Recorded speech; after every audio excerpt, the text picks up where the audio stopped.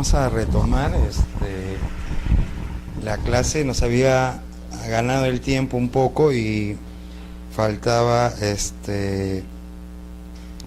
desarrollar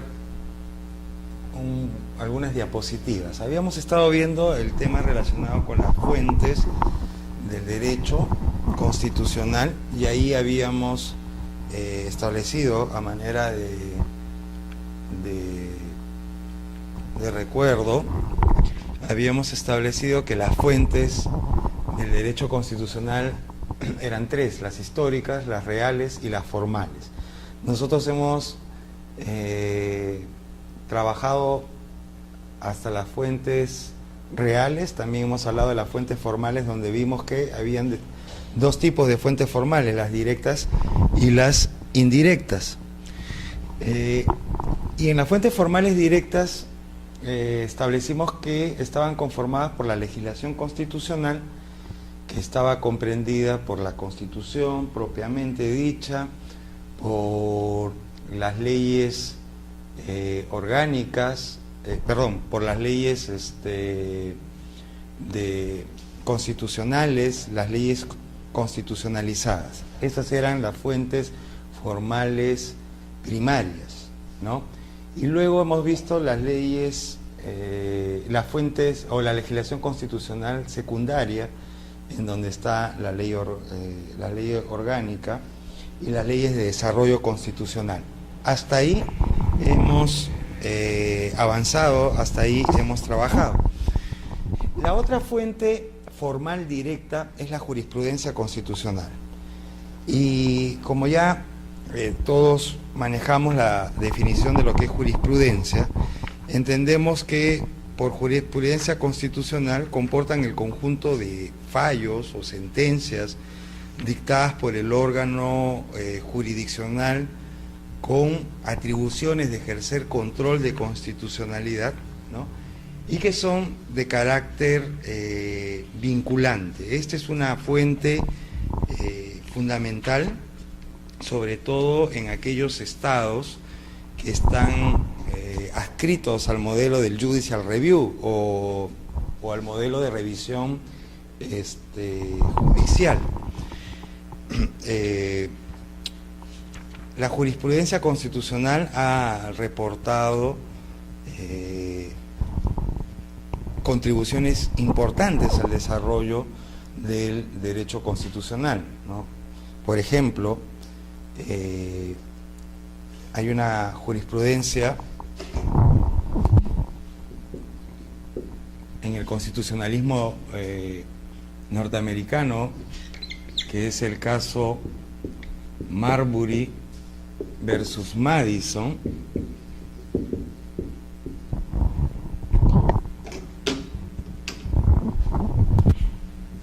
que es una jurisprudencia dictada en el año de 1803 y que tuvo como fundamental protagonista al juez Marshall. Esta sentencia, por ejemplo, que es una jurisprudencia, ha contribuido, ha dado como aporte al derecho constitucional norteamericano, primero, y en general a la teoría del derecho constitucional, entre otras cosas, en lo relativo al principio de supremacía de la Constitución y en relación al modelo de control difuso de la constitucionalidad de las leyes. En esto último, por ejemplo, si revisamos la Constitución norteamericana, no vamos a encontrar un precepto, una norma, una disposición que establezca cuál es el órgano estatal encargado de hacer control de constitucionalidad de las leyes. Este es una laguna que tiene la Constitución norteamericana y que ha sido coberturada, ha sido cubierta en virtud a la jurisprudencia, el caso Marbury versus Madison. El modelo de control de constitucionalidad denominado control difuso, que es aquel que otorga, faculta a cualquier juez ordinario con prescindencia de su jerarquía a inaplicar una norma legal cuando ésta colisione y contraviene con la Constitución, ese modelo es fruto, resultado y producto de la jurisprudencia. Otra sentencia, por ejemplo, emblemática para aludir la importancia de la jurisprudencia como fuente del derecho constitucional, es el caso Siri, por ejemplo, en Argentina. Siri era un periodista propietario de un medio de comunicación en la primera mitad de la década del 50 en Argentina. Y el régimen de turno, como quiera de que el periódico y este periodista Siri eran opositores y en consecuencia incómodos al régimen, el régimen determinó clausurar dicho periódico. Entonces este periodista acudió a los tribunales y presentó una acción de habeas corpus. Y presentó una acción de habeas corpus porque era la única garantía constitucional, el único proceso constitucional que reconocía la Constitución argentina de entonces. Y es así como la Corte Suprema, admitiendo de que el recurso de habeas corpus procede para casos que tienen que ver con la libertad individual, también estableció de que no podía quedar en desamparo la violación de un derecho fundamental como es el derecho a la libertad de expresión. Y es así como la Suprema Corte Argentina, la Corte Suprema Argentina, crea la garantía de la acción de amparo a través de una sentencia, a través de una jurisprudencia. Es decir, en Argentina el amparo no nació a través de una disposición legal, a través de una norma dictada por el Congreso, sino, o a través de una disposición constitucional, sino nació como consecuencia de la actividad creadora del juez, en este caso de la Corte Suprema Argentina, dictando un fallo jurisprudencial que institucionaliza e incorpora al ordenamiento constitucional argentino la figura o el proceso constitucional del amparo. Ciertamente años más tarde ya el legislador lo incorporó como disposición normativa, pero el nacimiento del amparo en Argentina es producto de la jurisprudencia constitucional. Entonces, sin duda, la jurisprudencia constitucional es una fuente importante del derecho constitucional.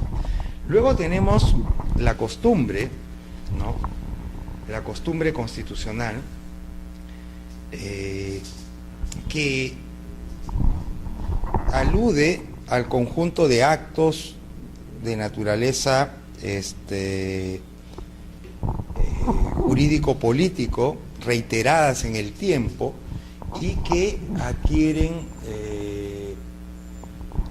adquieren el carácter de obligatorio, ¿no? Es decir, la sociedad asume y acepta la necesidad de que estos actos reiterados en el tiempo sean de cumplimiento obligatorio.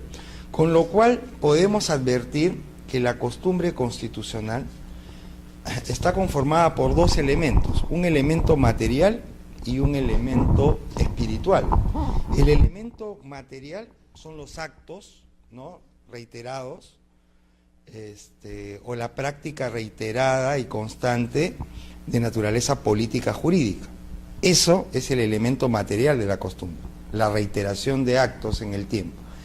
Pero el elemento material, el elemento espiritual, es la convicción, ¿no?, el convencimiento social de la necesidad del acatamiento, observancia de esas conductas reiteradas en el tiempo. No hay costumbre jurídica, no hay costumbre constitucional si no va aparejado el elemento espiritual, es decir, la convicción social, colectiva, de que esos actos reiterados deben ser observados de manera obligatoria. ¿Ok? Entonces, la costumbre constitucional también comporta una fuente fundamental para el derecho constitucional. Luego tenemos el derecho internacional público, ¿no?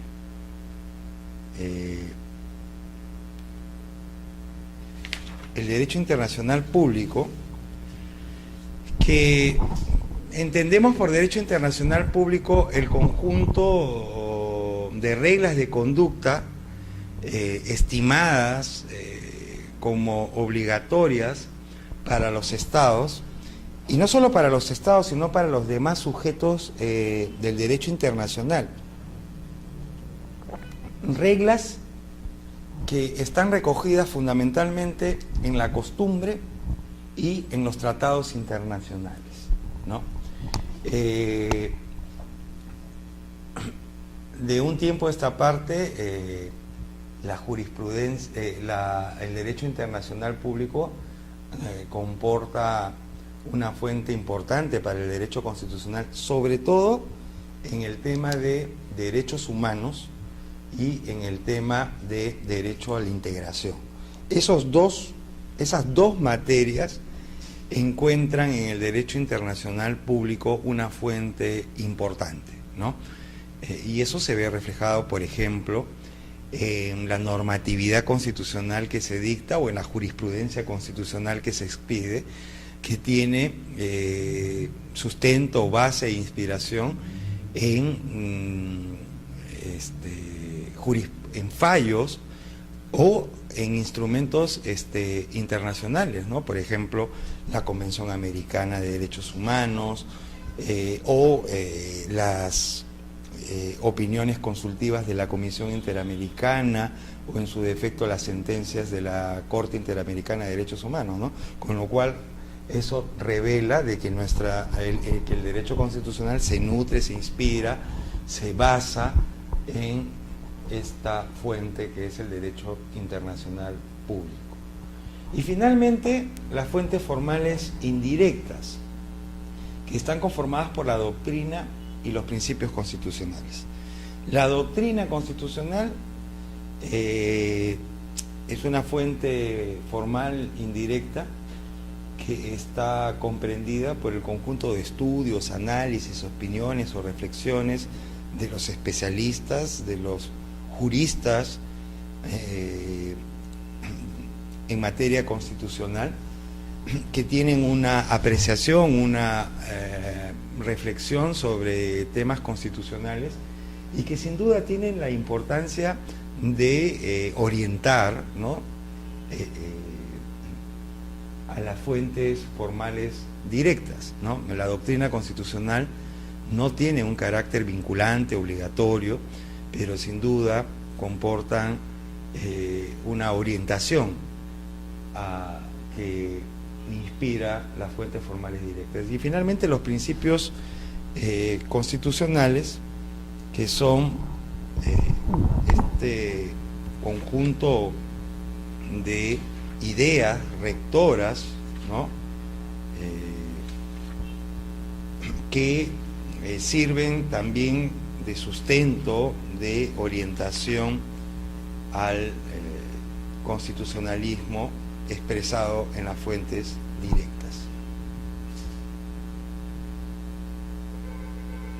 Acá tenemos un resumen de lo que hemos señalado, ¿no?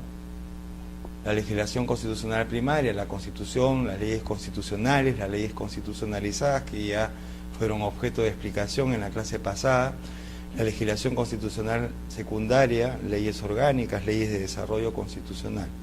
¿Ok?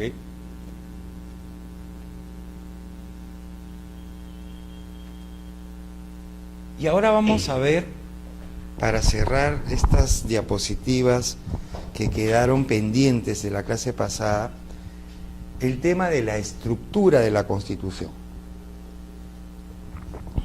La Constitución, como instrumento jurídico político, tiene una estructura, una disposición de partes, ¿no? Que podemos plantearla que hoy en día las constituciones modernas presentan, en cuanto a su estructura, básicamente 7 partes. El preámbulo, la parte dogmática,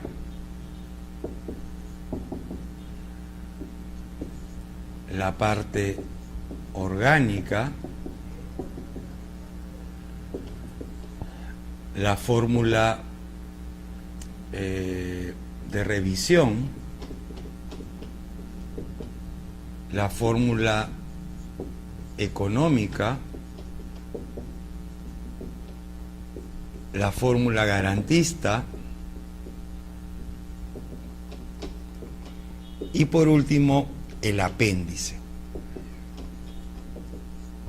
Estas son, de manera bastante detallada, las partes que componen la Constitución. Veamos rápidamente qué comprenden cada una de estas partes. El preámbulo. El preámbulo comprende esa parte introductoria, ¿no? Que se encuentra al inicio de las constituciones y que contienen las reflexiones del legislador constituyente, ¿no?, sobre las razones que justifican la necesidad de dictar un texto constitucional. Es decir, es una reflexión de cara al pasado, en el sentido de justificar la necesidad de dictar un nuevo ordenamiento, pero también es una mirada de cara al futuro, ¿no?, porque también establece los fines y propósitos que encierra el texto constitucional. En suma, tenemos que la Constitución el preámbulo de la Constitución plantea los fines y el espíritu de la Constitución. La primera Constitución que plasma un preámbulo fue ciertamente la Constitución norteamericana de 1787, que además el preámbulo recoge ese principio de soberanía popular cuando dice we the people, nosotros el pueblo, ¿no? Entonces esa es la expresión concreta de ese principio de soberanía popular, primero y luego soberanía nacional, que desarrollaron los revolucionarios franceses. Se vio plasmada por primera vez en un texto constitucional en el preámbulo de la Constitución. En nuestro caso, la primera Constitución que ha incorporado un preámbulo ha sido la Constitución de 1979, la anterior a la vigente. Y esta, la Constitución de 1993, también ha incorporado un preámbulo, con lo cual quiere decir que antes de la Constitución de 1979, las 10 constituciones anteriores no contaron con un preámbulo. Cosa curiosa porque las constituciones del siglo XIX estuvieron buena parte inspiradas en la Constitución norteamericana, pero esa inspiración, esa influencia de la Constitución norteamericana no tomó en cuenta el tema del preámbulo. Es recién con la Constitución de 1979 que inauguramos en nuestro constitucionalismo la incorporación de un preámbulo al texto constitucional. Un aspecto importante en el tema del preámbulo nuestro de la Constitución es que el Tribunal Constitucional ha establecido en relación al preámbulo que éste tiene fuerza normativa. Es decir, el preámbulo de la Constitución nuestra, conforme ha interpretado el Tribunal Constitucional, no es una mera declaración, tiene fuerza normativa. Y tiene fuerza normativa porque es parte integrante de la Constitución. En una jurisprudencia que ahorita no recuerdo, pero es del año 2003, si no me equivoco es la 004, es una acción de inconstitucionalidad del 2003, establece que el documento denominado Constitución Política del Perú está conformado no solamente por sus artículos, sino también por el preámbulo y por la Declaración de la Antártida. Es decir, el Tribunal Constitucional ha establecido de manera clara y puntual que nuestra Constitución está conformada tanto por el preámbulo como por sus artículos y la Declaración de la Antártida. Y en esa misma sentencia estableció que el preámbulo tiene fuerza normativa. Bien, eso en relación al preámbulo. Luego tenemos, acá vamos a alterar un poquito, la parte dogmática. La parte dogmática está conformado por el conjunto de derechos, libertades y garantías, el conjunto de derechos y libertades que consagra la Constitución. Ese es la declaración de derechos de una Constitución, ¿no?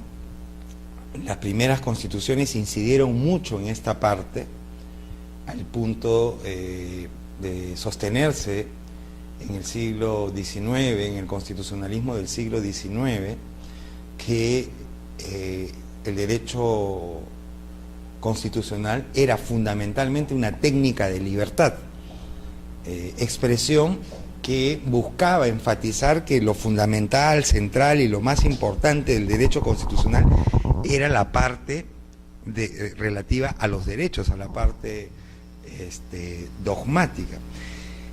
Y la importancia de esta parte se ve reflejado incluso en su propia denominación, ¿no? Dogmático, ¿no? El dogma es esa verdad irrefutable, incuestionable, incluso irrevisable, ¿no? Idea que quiere graficar pues que los derechos de las personas, los derechos de la Constitución no admiten cuestionamientos, restricciones, reversión, ¿no? Entonces, una suerte de dogma, ¿no? Cosa curiosa, a manera de comentario, la primera Constitución, la de Estados Unidos de 1787, no contó con parte dogmática.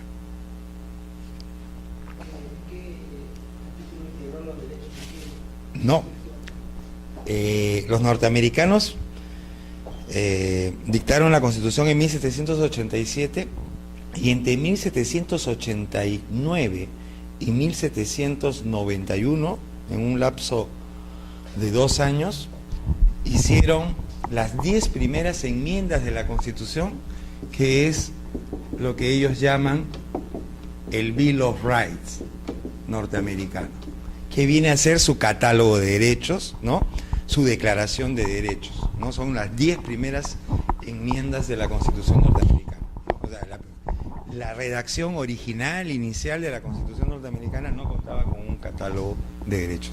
Nuestras constituciones, y todas ellas, liberales, inspiradas en la Declaración Francesa de 1789, todas ellas han contado con catálogos extensos de derechos fundamentales, ¿no? Es decir, una parte dogmática. Incluso la Constitución de 1979 tiene la virtud de haber sido la primera Constitución, no digo del Perú, sino la primera Constitución que, rompiendo la tradición constitucional de las constituciones añejas, coloca como primer tema de la Constitución los derechos de la persona, ¿no? Porque las constituciones clásicas se inauguraban, planteaban como primera temática el tema relativo al Estado y la nación, ¿no? Nuestra Constitución, la de 1979, es la primera en el constitucionalismo que coloca como título primero lo relativo a la persona y a la sociedad. Por eso el artículo primero de la Constitución de 1979, como la actual vigente de 1993, establecen ese principio fundamental de que la persona es el fin supremo de la sociedad y del Estado. Y el artículo 2 desarrolla todo el catálogo de derechos, ¿no? Toda persona tiene derecho a, uno, la vida, etcétera, etcétera, ¿no? Entonces, esa es la parte dogmática. Sí.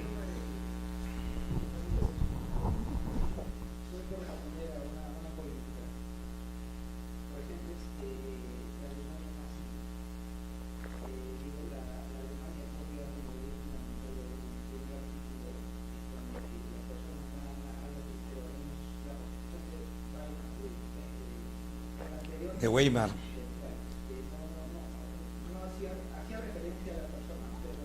Pero mira, cosa curiosa porque la Constitución, sí, o sea, es importante lo que dices, pero por ejemplo, la Ley Fundamental de Bonn efectivamente es una Constitución de posguerra, ¿no? Porque es la de 1949. La Constitución de la Quinta República Francesa, la de Charles de Gaulle, es de 1958.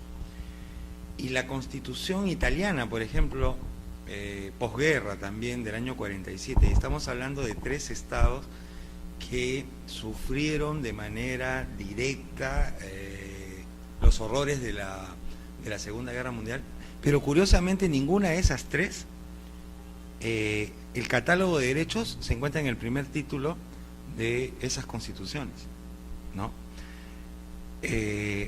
Pero sin duda es a partir de la etapa de posguerra que el tratamiento, énfasis, preocupación de los estados y del constitucionalismo en lo relativo a los derechos humanos y por ende a los derechos fundamentales cobra mayor rigor, mayor firmeza. Y eso se va a evidenciar, por ejemplo, en la creación, primero en la creación de documentos internacionales que consagran y proclaman derechos humanos, ¿no? Ahí está la Declaración Universal de Derechos Humanos, que es del año 48, del 10 de diciembre, la Declaración Americana de Derechos Humanos, que también es del año 48, y la creación de, por ejemplo, la jurisdicción supranacional, ¿no? Como el Sistema Universal de Protección de Derechos Humanos a través de Naciones Unidas, y después los sistemas regionales de protección de derechos humanos, el sistema europeo, el sistema americano, ¿no? O interamericano, ¿no? Entonces sí, ciertamente la coyuntura es eso justamente que veíamos cuando hablábamos de las fuentes del derecho constitucional. Esas son las fuentes reales, ¿no? Es decir, los problemas, procesos que encaran, en este caso, los estados, ¿no? Y que alimentan la formulación de normas, ¿no? Sí. Luego tenemos vamos a regresar a la diapositiva para ser coherentes con lo que les decía de que la parte dogmática hoy en día se coloca adelante. Por eso es que comencé con la parte dogmática. La parte orgánica. Esta parte tiene que ver con la estructura del Estado y con la organización del poder del Estado, ¿no? Esta es una parte que en la primera década del siglo XX cobró mucho interés, ¿no? Que llevó a algunos autores a señalar de que el derecho constitucional era fundamental y esencialmente una técnica de autoridad, tratando de graficar que lo resaltante, fundamental y más importante de la Constitución era la parte relativa a la organización del poder, a la estructura del poder. Pero finalmente, Jaurriu, en el plano teórico, y después la experiencia histórica, ha llevado a la conclusión de que el derecho constitucional es tanto técnica de libertad y técnica de autoridad. Basta con que abramos cualquier constitución y vamos a ver que las constituciones tienen tanto una parte dogmática como una parte orgánica, es decir, son partes imprescindibles, ¿no? que no pueden dejar de estar dentro del contenido de una constitución. Entonces, la parte orgánica, ¿qué cosa es lo que plasma, qué cosa es lo que desarrolla? La forma de Estado, ¿no? Es decir, establece en la parte orgánica si estamos frente a un Estado unitario o un Estado concentrado, ¿no? O complejo, ¿no? Si es unitario, si es un unitario desconcentrado o es un Estado unitario descentralizado. En el caso nuestro, por ejemplo, nosotros somos un Estado unitario descentralizado, ¿no? Y si es complejo, si es federal o una confederación, ¿no? Además también establece el régimen político, la forma de gobierno, si es una monarquía o es una república, si es presidencial o parlamentario. Nosotros somos república, ¿no? Y somos lo que podríamos denominar una suerte de presidencialismo atenuado, ¿no? Algunos le llaman parlamentarismo presidencial, que ya lo vamos a conversar en la próxima clase cuando hagamos una revisión rápida de la Constitución Política del Perú, pero sin duda, por lo formal y por lo material, sin duda somos un régimen presidencial, ¿no? Y luego también la parte orgánica tiene que ver con la organización y funcionamiento del poder estatal, ¿no? Y eso se ve reflejado, por ejemplo, en las disposiciones, ¿no? En los preceptos que desarrollan las funciones, competencias, atribuciones de los órganos fundamentales de poder del Estado, ¿no? El ejecutivo, el legislativo, el judicial, ¿no? Todo eso, o de los órganos constitucionalmente autónomos, ¿no? Todo eso se encuentra dentro de la denominada parte orgánica de la Constitución. Luego tenemos la fórmula de revisión, ¿no? La fórmula de revisión es esa parte de la Constitución en donde se encuentra descrito, señalado, estipulado el íter procedimental que la Constitución establece para formular reformas a la Constitución. Hemos dicho, creo, que la Constitución es una norma básica, fundante, que nace siempre con una pretensión, con la aspiración de durar, de permanecer en el tiempo. Pero como norma jurídica que es un reflejo de la realidad, o en todo caso un resumen de la realidad. Y la realidad no es estática, la realidad es dinámica, la realidad es cambiante, lo cual obliga, ¿no? Genera la necesidad de adecuar, actualizar la Constitución, y eso se hace a través del ejercicio del denominado poder constituyente derivado, es decir, estamos hablando de la reforma de la Constitución. Todas las constituciones tienen pues una parte que le dedican al procedimiento para reformar la Constitución. En nuestro caso, por ejemplo, la Constitución establece que para que ésta sea reformada, establece dos mecanismos, ¿no? Que sea aprobada por el Congreso con la mayoría absoluta del número legal de miembros, o sea, la mitad más uno, y sometida a ratificación mediante referéndum, es decir, Parlamento y pueblo. Y el otro mecanismo es que dice que se puede evitar el referéndum si la reforma constitucional es aprobada con más de los 2/3 del número legal de miembros en 2 legislaturas ordinarias sucesivas, ¿no? Entonces, esa es la fórmula de revisión que tiene, por ejemplo, nuestra Constitución, ¿no? Es decir, la parte que define el procedimiento de reforma constitucional. Acá esta diapositiva no está actualizada, yo la voy a actualizar, así que nos vamos a la pizarra, ¿ok? Entonces, además de la fórmula de revisión, tenemos la fórmula económica. Y la fórmula económica es esa parte de la Constitución que se dedica a desarrollar el régimen económico que asume el Estado, ¿no? Es decir, aquella parte de la Constitución donde se plasma y establece los principios fundamentales en materia económica del Estado. A propósito de la Constitución, del constitucionalismo social que surge en la primera parte del siglo XX, las constituciones comienzan a incluir estas disposiciones que establecen, ¿no?, el modelo, el sistema económico y financiero del Estado, ¿no? Y eso es lo que ha dado por denominarse como constitución económica, ¿no? Esta parte de fórmula económica también se conoce como constitución económica.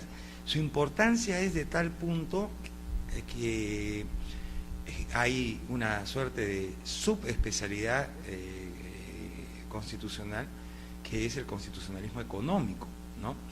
En lo relativo al a nuestra Constitución, por ejemplo, la parte de la fórmula económica, nuestra Constitución económica es aquel título dedicado al régimen económico, ¿no?, donde se plasma, por ejemplo, el modelo económico que tenemos, por lo menos en la Constitución, ¿no?, que es el de economía social de mercado, donde, por ejemplo, se aborda el tema del principio de subsidiariedad, ¿no?, etcétera, etcétera, ¿no?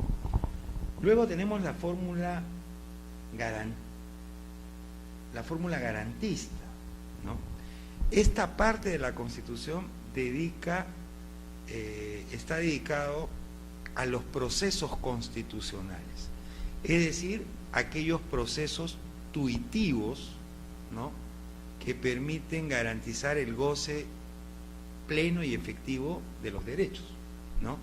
En esta parte está, por ejemplo, los procesos constitucionales, en nuestro caso, el habeas corpus, la acción de amparo, el habeas data, la acción de cumplimiento, ¿no?, etcétera, etcétera, ¿no?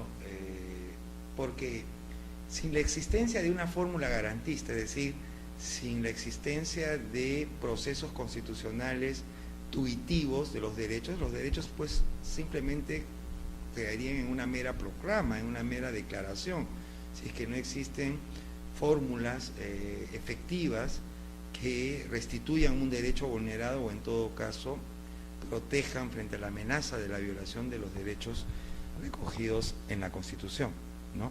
Y por último, el apéndice, que es la parte final de cierre de las constituciones y en la cual se recogen una serie de disposiciones de distinta naturaleza, ¿no?, cláusulas complementarias, derogación de normas, disposiciones finales o complementarias, etcétera, etcétera, ¿no? Nuestra Constitución tiene algo más de 16 disposiciones finales y complementarias, que es la que forman parte del apéndice, ¿no?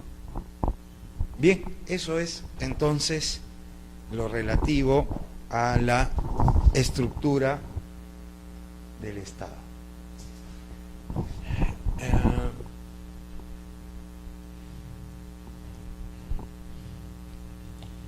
Otro tema importante es el tema relacionado a las tipologías de las constituciones. Si bien es cierto, las constituciones tienen una estructura, también es cierto de que no todas las constituciones presentan la misma morfología, la misma forma. Hay distintos tipos o formas de constitución.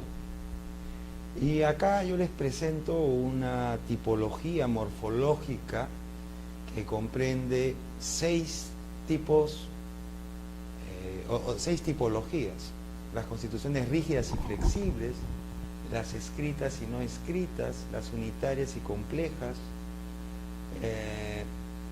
las otorgadas, pactadas y democráticas, las formales y materiales, y finalmente las principistas y parlamentaristas.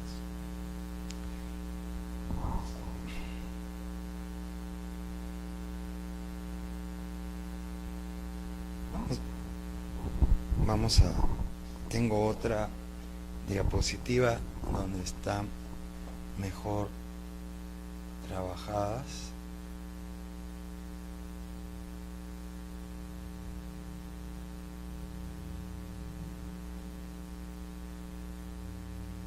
Que es esta.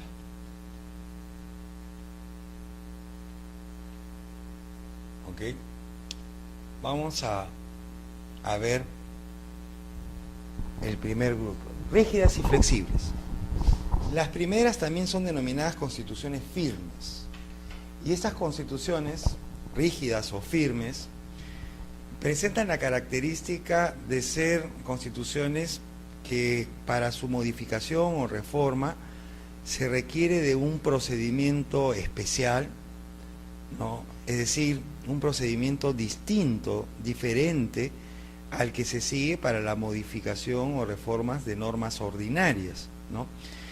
Y no solamente es un procedimiento especial en cuanto a que es distinto al que se aplica para las normas ordinarias, sino que por lo general son procedimientos agravados, es decir, procedimientos complejos, ¿no? Toda constitución escrita es una constitución rígida, ¿no? Por ejemplo, veíamos en el caso de nuestra constitución que para modificar la constitución se procede con el voto favorable de la mayoría absoluta, la mitad más uno, y luego consulta popular, referéndum. No hay norma, ¿no? Fuera de la Constitución que para su modificación establezca este procedimiento especial, particular y además complejo, porque estamos hablando de una votación en el Congreso que luego tiene que ser ratificada y aprobada por votación popular, ¿no? Entonces no hay. Eso revela la rigidez de la Constitución del Perú. O por ejemplo el segundo mecanismo que establece más de los 2/3 en 2 legislaturas consecutivas, ¿no? Entonces estamos hablando de una votación calificada alta, la valla bastante alta, y además que tiene que replicarse en 2 legislaturas. No hay otra norma en nuestro ordenamiento jurídico que se establezca un procedimiento de modificación como ese. Las constituciones flexibles, por el contrario, también denominadas elásticas, ¿no? Estas constituciones son constituciones que pueden ser reformadas, modificadas por procedimientos ordinarios, ¿no? Es decir, por los mismos procedimientos que se aplican para la modificación de normas infraconstitucionales. Este tipo de constituciones son las constituciones no escritas, las denominadas constituciones consuetudinarias, ¿no? Entonces, esas son las constituciones flexibles. Luego tenemos las constituciones escritas y no escritas. La primera de ellas, como ya ustedes conocen y además se infieren por la denominación, estas constituciones son aquellas que su contenido están plasmados, ¿no?, en una expresión gramatical, literal, en un texto, ¿no? Y las no escritas son constituciones denominadas también consuetudinarias, en donde el contenido, las normas de la Constitución están recogidas en la costumbre constitucional. Sin embargo, es preciso que hagamos esta, valga la redundancia, precisión, que buena parte de la doctrina establece dentro de esta clasificación una subclasificación. Es decir, dentro de esta tipología de escritas y no escritas, se habla también como subclasificación de constituciones codificadas y no codificadas. ¿Ok? ¿Cuáles son las constituciones codificadas? Aquí se llama constituciones codificadas aquellas constituciones cuyas normas se encuentran contenidas en un texto solemne, es decir, se encuentran condensadas, codificadas en un texto solemne. Acá la nota relevante no es la escritura en sí misma, sino el hecho de que están recogidas y contenidas en un texto. ¿Okay? En cambio, las constituciones no codificadas son aquellas constituciones que están conformadas por normas escritas, pero dispersas, ¿no?, y también por costumbre y por jurisprudencia. ¿no? Por eso hacía la advertencia de que esta tipología entre codificadas y no codificadas no se basaban fundamentalmente en el hecho de ser escritas o no escritas, sino en el hecho de estar contenidas en un solo texto o no. Y para ser exactos, no existe propiamente constituciones consuetudinarias, ¿no? Sino más bien lo que existen son constituciones no codificadas. ¿Por qué? El caso símbolo, emblemático de la constitución consuetudinaria, ¿cuál es? La inglesa. Pero no es cierto que la constitución inglesa sea totalmente consuetudinaria, porque la constitución inglesa también está conformada por normas escritas, pero que no están contenidas y recogidas en un solo texto, como es en el caso nuestro, sino que están dispersas, ¿no? Por ejemplo, el acta de habeas corpus forma parte de la constitución inglesa, como también el Bill of Rights. Ellos también tienen su Bill of Rights de finales del siglo XVII, 1688 me parece, ¿no? El Bill of Rights también forma parte de la Constitución. El acta de inclusión de Escocia, de Irlanda, las leyes electorales, todas esas forman parte de la Constitución inglesa. Son normas escritas, pero no están codificadas, no están reunidas en un solo texto, ¿no? Y ciertamente también la costumbre, que es la fuente básica de la Constitución inglesa, como también la jurisprudencia, ¿no? Entonces, creo que en puridad no hay propiamente constituciones no escritas, porque no escritas quiere decir que no nada, ninguna disposición está plasmada en algún texto, y eso no es exacto. Sí, sí. Sí, y lo propio, y fíjate, y en realidad, cuando hablamos de constituciones no escritas, contamos con los dedos de una sola mano, ¿no? Porque que yo sepa, solamente son 3 estados los que no tienen constitución.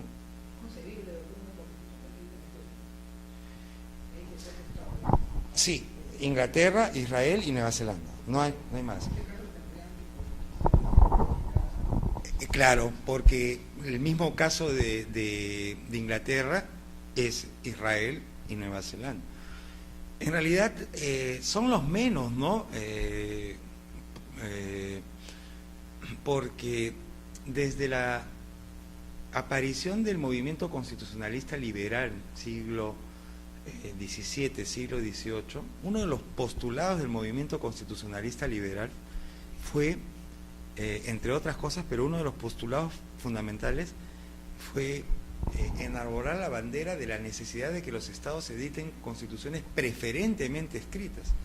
Y es por eso de que esa corriente liberal que nace en Inglaterra, luego también pega en Francia y en Estados Unidos, llevó pues que los estados comiencen a dictarse constituciones escritas, ¿no? Primero Estados Unidos, luego Francia con 3 o 4 constituciones seguidas, ¿no? La de 1791, 93, 95, 99, y bueno, y toda Europa que comienza a dictarse constituciones escritas, y luego los países de América, y finalmente todos los estados, ¿no? Entonces sí, no es un hecho usual, ni menos mayoritario el tema de las constituciones no codificadas. Y bueno, luego tenemos las formales y materiales. Acá las formales son aquellas constituciones escritas, es decir, aquellas constituciones que siguen un procedimiento solemne, formal, para su aprobación, y las materiales son aquellas constituciones no escritas en realidad, ¿no? O no codificadas, ¿no? En donde las normas no adquieren un carácter formal, sino un carácter material. Es decir, la materia de la que tratan es lo que les da el carácter de constitucional, ¿no? Lo que decía, por ejemplo, con el tema del acta de habeas corpus. ¿Por qué decimos pues que el acta de habeas corpus inglés forma parte de la Constitución inglesa? Porque trata pues de un tema constitucional, que es un derecho, o la protección de un derecho fundamental de la persona, que es el derecho a la libertad, ¿no? Esas son las constituciones entonces formales y materiales, que tiene que ver con la definición de constitución formal y material, ¿no? Luego tenemos las principistas y reglamentaristas. Vamos a darle un poco más de velocidad al tema. Las principistas son constituciones pues escuetas, cortas, ¿no? Se caracterizan por trazar criterios básicos, rectores, ¿no? Y en consecuencia son, como decía este gran constitucionalista argentino Sagüez, Néstor Pedro Sagüez, que son constituciones cortas, ¿no? Las reglamentaristas, en cambio, son constituciones pues detallistas, que tratan de constitucionalizar el mayor número de situaciones, procesos que recogen de la realidad, ¿no? Entonces se caracterizan por ser constituciones de muchos articulados, ¿no? Como nuestra Constitución de 1979, pues que tenía 306 artículos, ¿no? O como la Constitución de Colombia del 91, que tiene más de 300 artículos, ¿no? Son constituciones pues reglamentaristas, ¿no?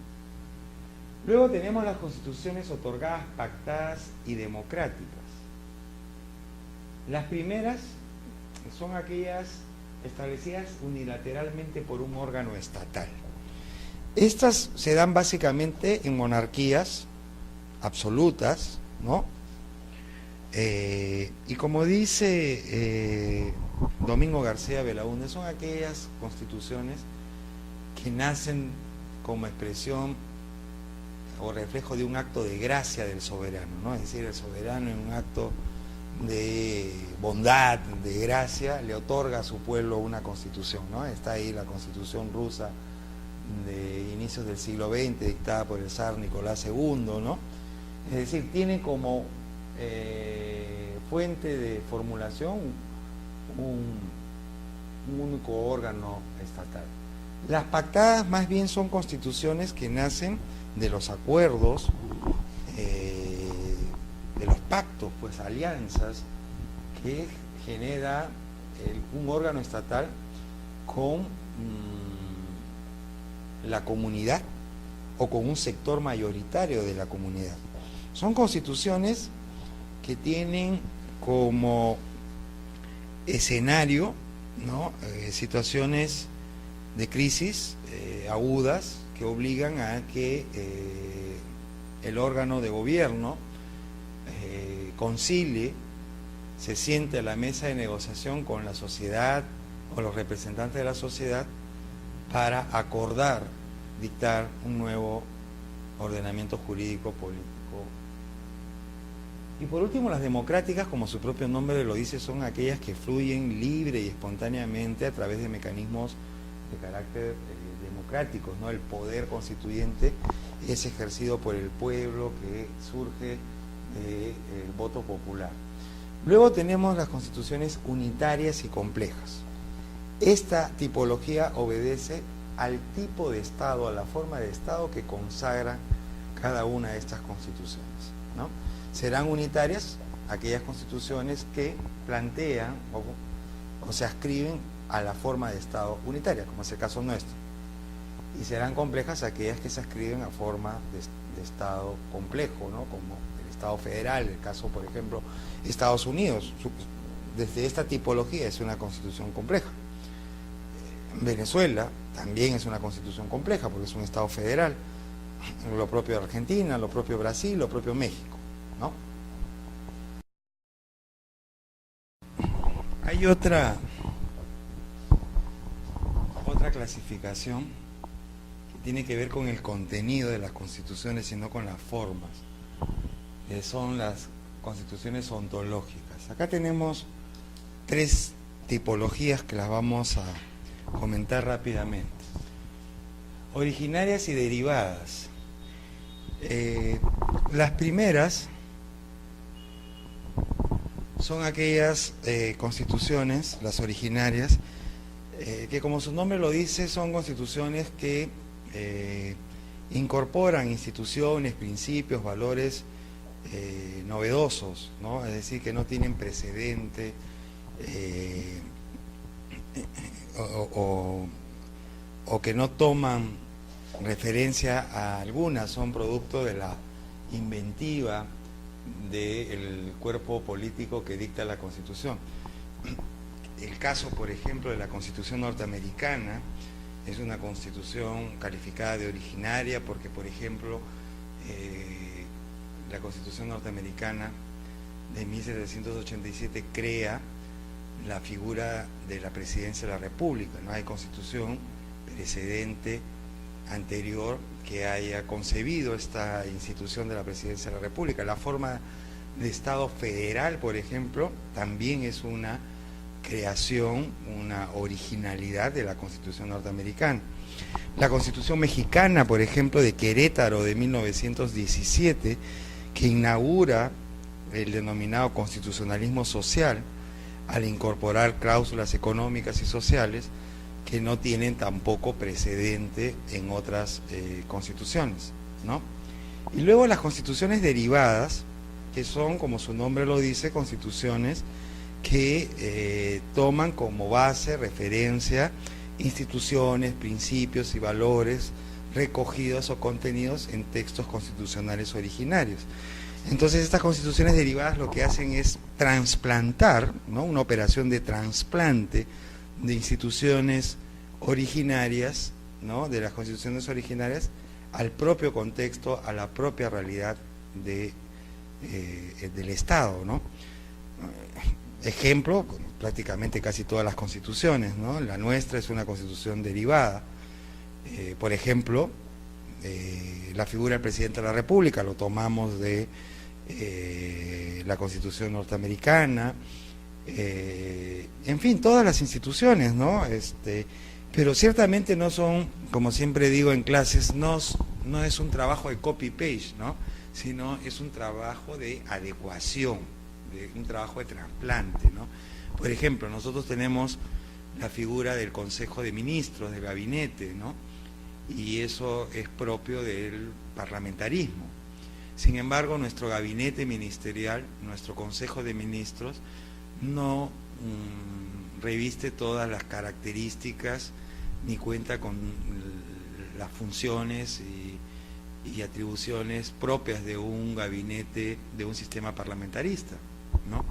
Porque para empezar, nuestro Consejo de Ministros tiene un presidente del Consejo de Ministros que no tiene condición de jefe de gobierno, cosa que sí ocurre en los parlamentarismos, donde la figura del primer ministro implica la figura de un jefe de gobierno, ¿no?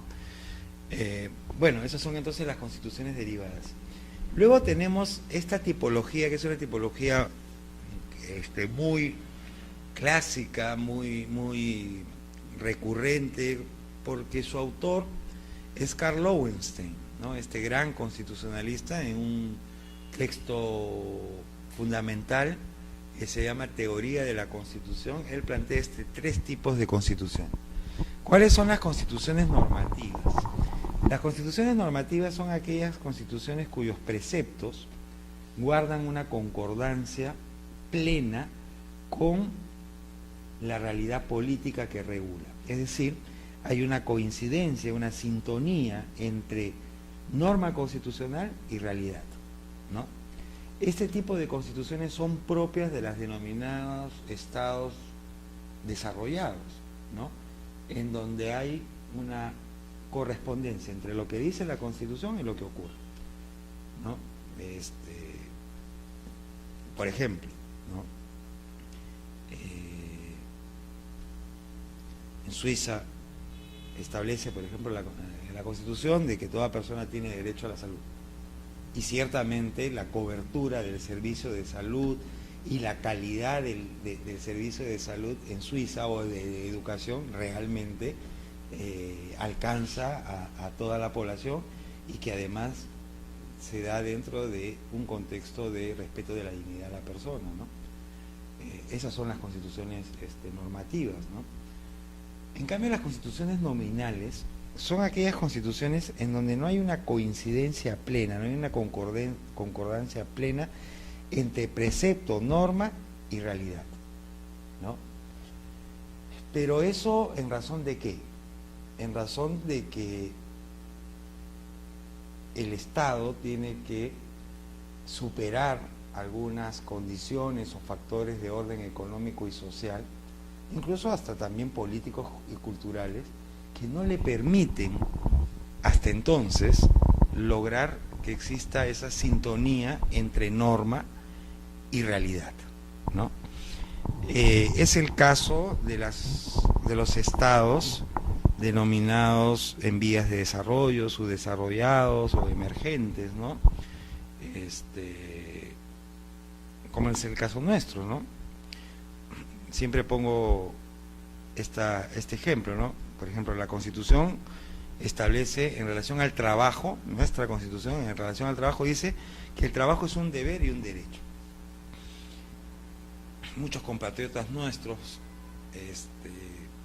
pues quisieran ejercer o cumplir con la obligación de trabajar o ejercer el derecho a trabajar, pero lamentablemente pues no hay los puestos de trabajo suficientes, o en todo caso la remuneración de los puestos de trabajo no permiten vivir a la gente de la manera que desearían, ¿no? Pero entonces no hay una concordancia plena, total, entre norma y realidad, ¿no?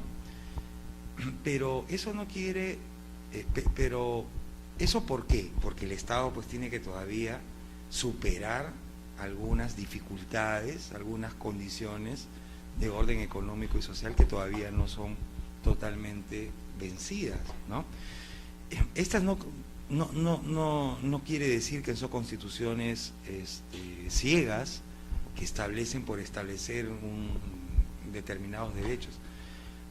El valor de estas constituciones nominales básicamente son dos. Primero, que estas constituciones nominales son constituciones que aspiran a ser normativas, es decir, en ellas subyacen la voluntad, el deseo, el propósito de convertirse en constituciones normativas.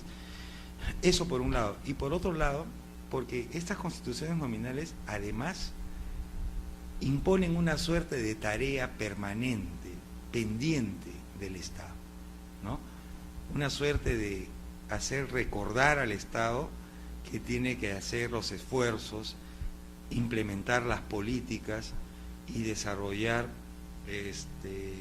todo aquello que sea necesario o que sea conducente a alcanzar esa sintonía entre norma y realidad. Lowenstein graficaba, ¿no?, estas constituciones de la siguiente manera. Él decía que las constituciones normativas son como el traje que queda a la medida, ¿no?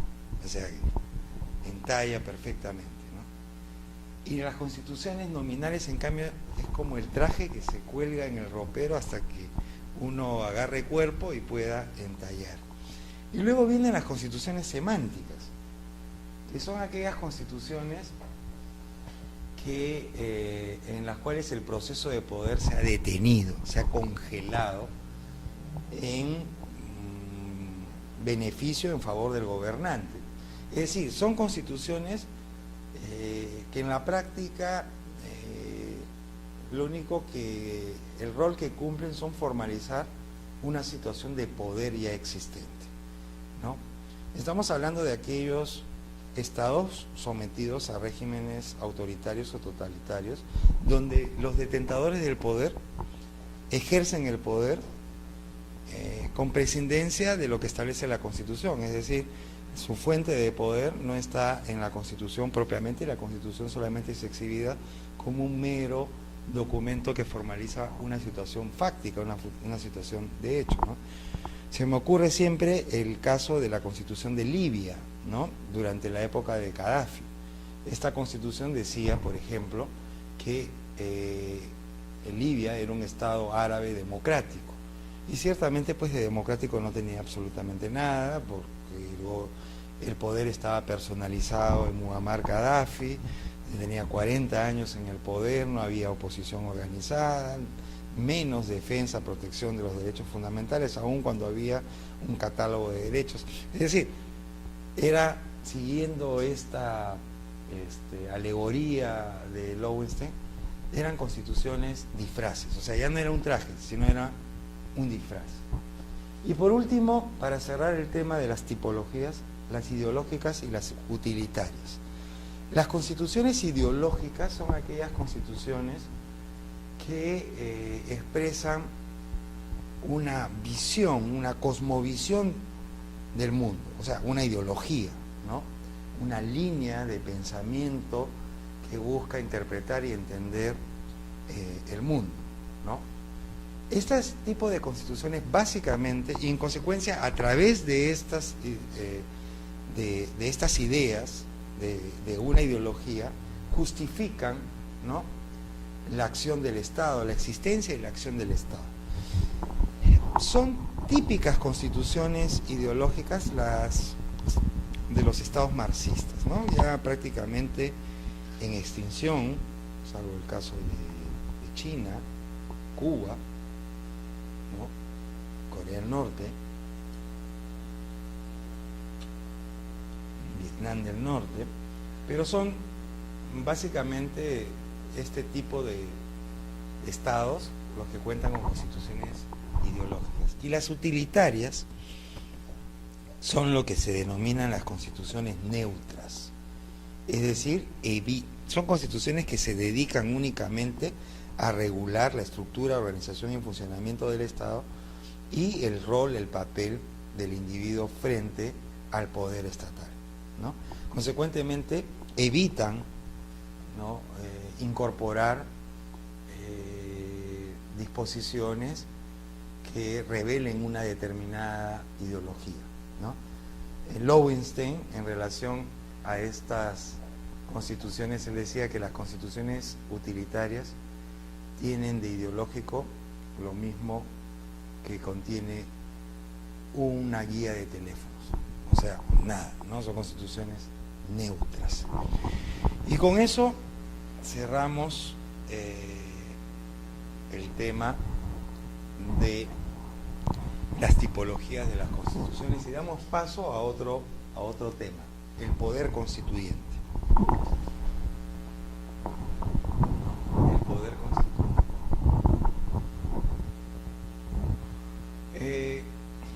Para adentrarnos al tema del poder constituyente, conviene referirnos de manera rápida en relación a la obra constituyente.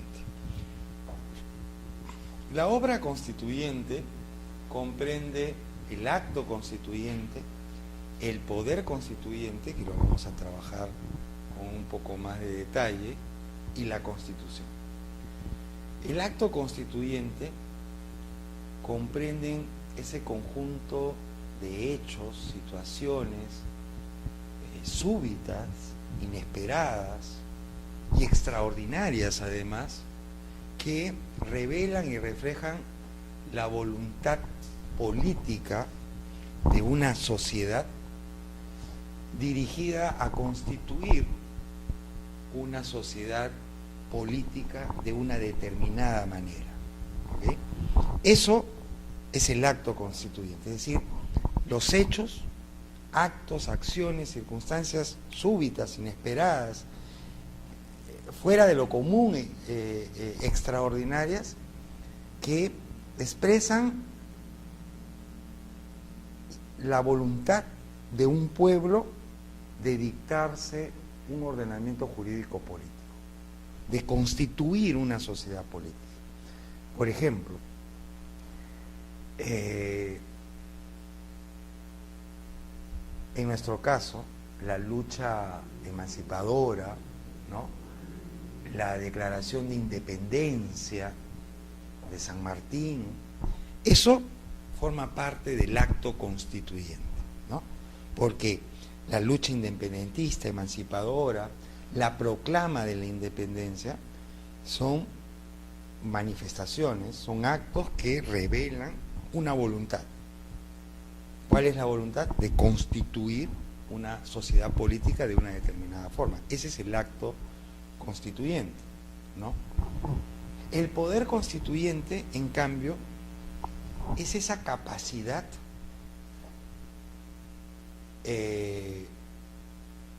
o como dice la diapositiva, es esa aptitud que se posee, que se tiene para constituir o configurar una sociedad política a través de una constitución, ¿no? Y por último, la constitución viene a ser ya el conjunto de preceptos, principios y valores que van a regular el funcionamiento y la organización de esa sociedad política que nace del acto y del poder constituyente. ¿Ok? Entonces veamos qué cosa es el poder constituyente. Y Vladimiro Naranjo Mesa, que es ya falleció, destacado constitucionalista colombiano, que tiene un texto básico muy importante que se llama Teoría Constitucional e Instituciones Políticas. Este autor fue además un destacado magistrado de la Corte Constitucional colombiana. En Colombia el órgano de control de constitucionalidad no se llama tribunal, sino se llama Corte Constitucional, pero tiene las mismas funciones y atribuciones que todo tribunal. ¿Qué dice en relación al poder constituyente? Él dice que es la facultad que posee toda comunidad soberana de darse un ordenamiento jurídico político fundamental originario por medio y a través de una constitución, y o reformarla, modificarla cuando lo estime conveniente. Eso es poder constituyente. Es la aptitud, como decía la diapositiva anterior, es la capacidad, la facultad que tiene todo pueblo, independiente, libre, autónomo, de dictarse una constitución, o en su defecto, de modificar la constitución que ya posee. Eso es el poder constituyente, que como dicen muchos autores, es el único poder soberano que existe en un Estado, ¿no? Es el poder mayor, superior. De esta definición podemos advertir que hay dos tipos de poder constituyente. Acá ha habido un error tipográfico, ¿sí? Que es el poder constituyente originario y el poder constituyente derivado, ¿ya? Acá hemos puesto originarios y derivados. No, poder constituyente originario y poder constituyente derivado. ¿Cuál es el poder constituyente originario? En suma, en resumen, el poder constituyente originario es la facultad de un pueblo de dictarse una constitución, ¿no? Es decir, un ordenamiento jurídico político fundamental. ¿Y cuándo se ejerce el poder constituyente originario? Se ejerce cuando nace por primera vez un Estado, o cuando un Estado sustituye una constitución por otra constitución. Ahí estamos frente al ejercicio del poder constituyente originario. Cuando un Estado nace por primera vez, y hemos dicho en la sesión pasada de que un Estado, desde el momento que nace, cuenta con una constitución, ¿no? O en su defecto, cuando un Estado decide refundarse, dictándose un nuevo ordenamiento jurídico político fundamental. Y el poder constituyente derivado es aquella facultad que consiste en actualizar, modificar o reformar un texto constitucional. Esos son los dos tipos de poder constituyente. En relación al poder constituyente,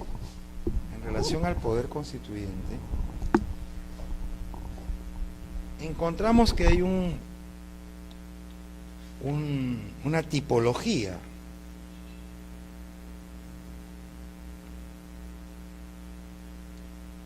Una tipología.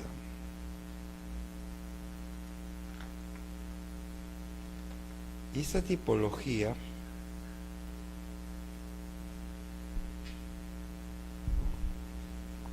nos presenta 4 tipos de poder constituyente originario: el interno, el externo, el monocrático y el policrático, ¿no? Ahí tenemos 4 tipos de poder constituyente originario, es decir, este que da lugar a que un Estado cuente con una constitución. Cuando hablamos de poder constituyente originario interno, cuando el establecimiento de un texto constitucional, es decir, la dación de una constitución, es el resultado, el producto de los propios miembros del Estado dentro del cual va a regir la Constitución. Estamos hablando de la situación normal y regular, ¿no?, de que el propio pueblo, ¿no?, la propia comunidad soberana se dicta a sí mismo su Constitución, ¿ok? Es el caso nuestro, es el caso de Estados Unidos, es el caso de Paraguay, es decir, el caso de casi todos los estados en donde sus propios miembros ejercen el poder constituyente para dotarse de un ordenamiento jurídico político, o sea, de una constitución. Pero también tenemos poder constituyente originario externo, que a diferencia del anterior, es una situación extraordinaria, no regular, ¿no?, inusual, porque este tipo de poder constituyente originario se presenta cuando el establecimiento de una constitución proviene de un Estado distinto al que lo va a aceptar, en donde va a regir, ¿no? Es decir, es cuando un tercero dota a una comunidad política de un texto constitucional. O sea, no son los miembros de la comunidad que van a acoger la Constitución, no son ellos mismos los que se dictan una Constitución, sino es otro cuerpo político, es decir, otro Estado el que dicta la Constitución. Y esto se da en 2 situaciones posibles. Por acción externa directa, que es cuando un Estado, ¿no?, dota a otro de una constitución, ¿no?, como fue el caso de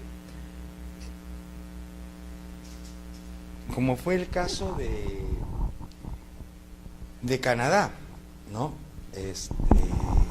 Canadá nace como Estado en 1867. Como se sabe, Canadá era colonia británica, ¿no? Entonces, en un acto político soberano,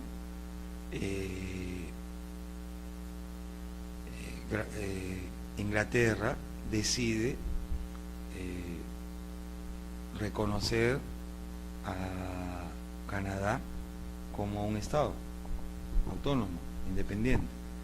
Ahí no hubo emancipación, ¿no? Ahí lo que hubo fue un acto político soberano, libre, espontáneo de la corona británica, que decidió dar la independencia o reconocer la existencia de la Confederación Canadiense, ¿no? Y para eso le dictó una constitución, ¿no? Primero dictó una norma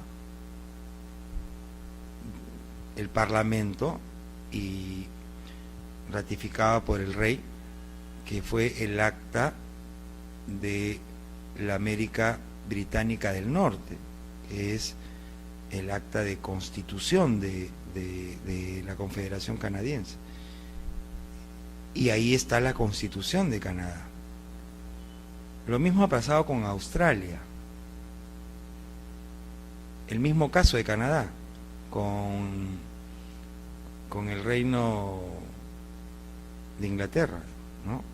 dictaron también a inicios del siglo XX, me parece que en 1902, el acta de constitución de Australia, ¿no?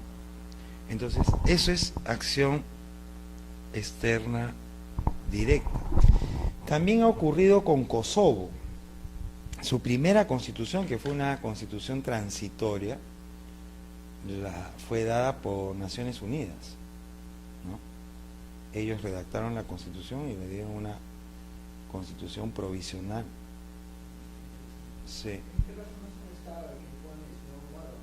En este caso, claro, en este caso ya no sería un Estado, pero sí un tercero, ¿no? Un tercero que dota a una comunidad de su constitución, ¿no? Y luego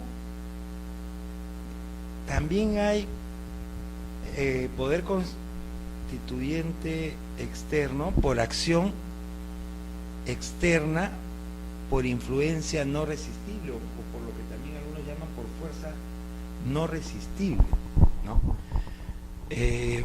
Que es una suerte de establecimiento externo de una constitución de manera indirecta. Es el caso, por ejemplo, de Japón, ¿no? Al finalizar la guerra, si no me equivoco, el 10 de agosto, ¿no? Porque Hiroshima fue el 6, Nagasaki fue el 9, y al día siguiente Hirohito se rindió, ¿no? Bueno, a partir del 10 de agosto, Japón quedó prácticamente subordinado a Estados Unidos, ¿no? Entonces, Japón se dictó, en el año 46, si no me equivoco, se dictó una constitución, que fue una constitución de corte liberal, ¿no? Y la historia señala, sostiene de que esa constitución fue redactada por los norteamericanos, ¿no? Y entregada a los japoneses. Obviamente los japoneses no podían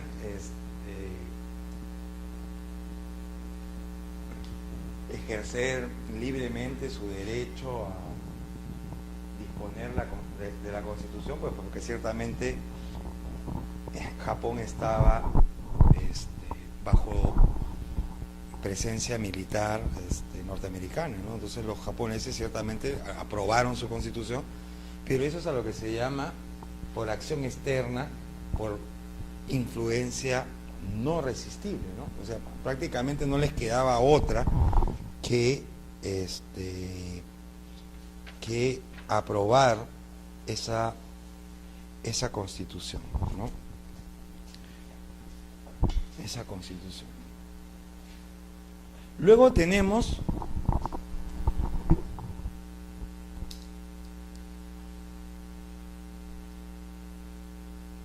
poder constituyente originario monocrático.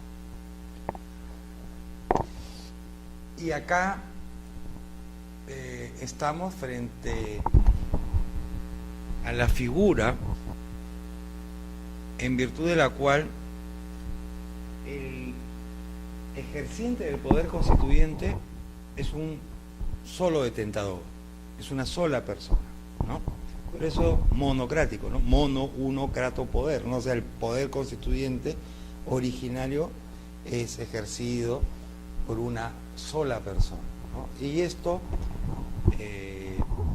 se da en los casos, pues, de las monarquías, ¿no? Absolutas, ¿no? El caso de Mónaco, ¿no? Las monarquías absolutas que todavía quedan, ¿no? El policrático, en cambio, quien ejerce el poder constituyente originario es un órgano de naturaleza pluripersonal, ¿no? Y acá aparecen estas dos figuras. Puede ser a través de una asamblea constituyente o a través de un congreso constituyente. Acá el ejerciente del poder constituyente no es una sola persona, sino es un órgano pluripersonal, ¿no? y que puede adoptar la forma de una asamblea o de un congreso constituyente. ¿Es igual asamblea o congreso constituyente? La respuesta es no. Por eso utilicé o, ¿no? La asamblea constituyente, o también denominada convención constituyente, es el órgano ejerciente del poder constituyente de carácter pluripersonal, que se caracteriza porque tiene como único encargo y tarea el redactar un texto constitucional. Las asambleas constituyentes o convenciones constituyentes se convocan con un solo propósito, que ese cuerpo pluripersonal elabore y redacte y apruebe una constitución. Es el caso de nuestra Constitución de 1979, que fue elaborada por una asamblea constituyente. El único encargo y la única tarea que tuvieron estos 100 representantes que conformaron la asamblea constituyente en 1978 fue redactar la Constitución. Lo propio ocurrió con la Convención de Filadelfia, que fue la que redactó la Constitución norteamericana de 1787. El único encargo, tarea y función fue la de redactar un texto constitucional.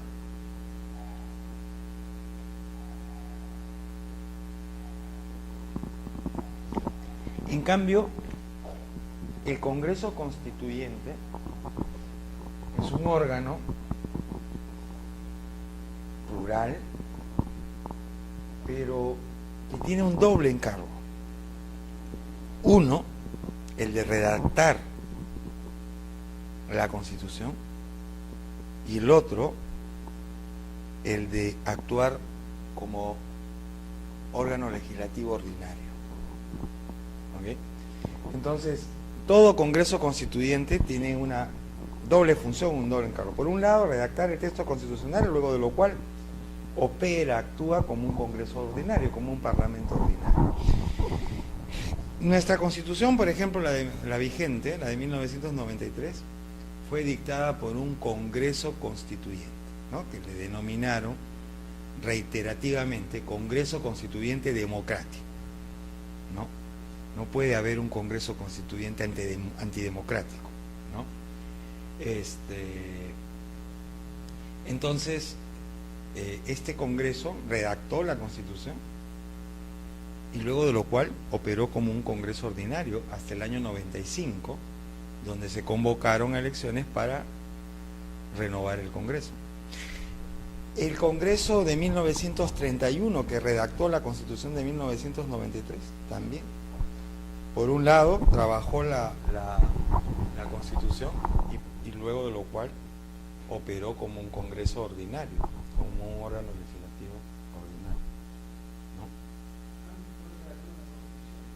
¿no? No, ambos se convocan para ejercer el poder constituyente originario, o sea, redactar una Constitución, pero la diferencia entre uno y otro es que la Asamblea solo tiene la función de redactar la Constitución, luego de lo cual se disuelve. Eso ocurrió con la Asamblea del 78, ¿no? En julio de 1979, Aya de la Torre promulga la Constitución, porque él muere el 2 de agosto, a los pocos días, y la Asamblea se disolvió con la promulgación, con la firma de Aya de la Torre. La Asamblea desapareció. En cambio, los congresos constituyentes redactan la Constitución, pero además ejercen función de parlamento, o sea, dictan leyes, ejercen control político, todas las funciones propias del Parlamento. Por eso, el Congreso Constituyente Democrático, el 92, terminó el trabajo de redactar la Constitución de 1993. Pero ese Congreso no se disolvió, ese Congreso siguió trabajando hasta 1995, ya con la Constitución aprobada. ¿Qué cosa hacía? Actuaba como Congreso ordinario, como Parlamento ordinario, dictaba leyes, ¿no?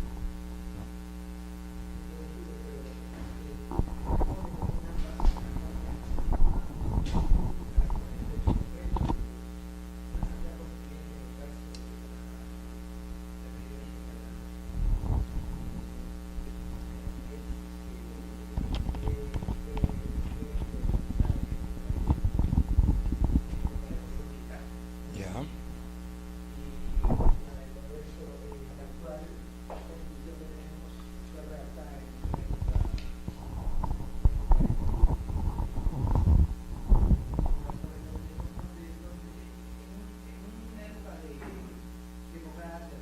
No, no, igual fue dictadura. Si se había cerrado el Congreso, se había intervenido el Poder Judicial, el Tribunal Constitucional también había sido cerrado. No, ¿cómo se llama? En ambos casos se dio, bueno, lo que pasa es que en el caso peruano, los tiempos de democracia son menores a los tiempos de dictadura, ¿no?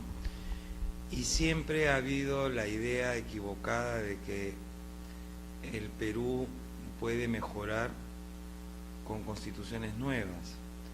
Y como lo han sostenido muchos constitucionalistas, una constitución por sí misma o por sí sola, por perfecta que sea, no garantiza el desarrollo o la mejora de un Estado. Porque las constituciones tienen que, para que funcionen, tienen que vivirse, ¿no? Es decir, hay que vivir la Constitución. ¿Qué quiere decir eso? Que por más buena que sea la Constitución, si es que se la pisotea, si es que se viola la Constitución, si es que no se cumplen sus preceptos, o sea, de nada sirve de que la Constitución esté impecablemente redactada. Entonces, el tema es que la Asamblea y el Congreso Constituyente no se convocan en razón de una situación de hecho determinada. Porque, por ejemplo, mira, la Asamblea Constituyente norteamericana, que se llamó Convención, no conjuraba, no enfrentaba una situación de régimen militar o dictatorial. Se convocó a la Convención de Filadelfia, ¿por qué?